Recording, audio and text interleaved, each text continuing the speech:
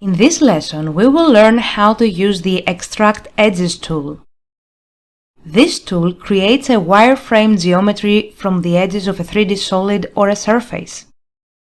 This command is very useful when we need to copy one or more edges of an object's geometry to work on them, modify them, or use them to create something new.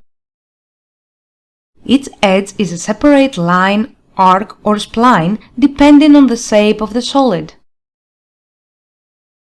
The Extract Edges tool can be found in the Solid Editing panel of the Home ribbon. Alternatively, I can type X edges in the command line and press Enter to activate it. Once the tool is active, I have to select the objects whose edges I want to extract. So I will select the object and press Enter. The tool deactivates automatically and the edges have been extracted.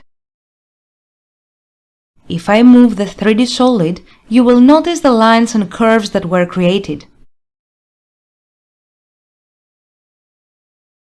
I will repeat the same process for another object. First, I will activate the Extract Edges tool again. Then, I will select the object and press Enter.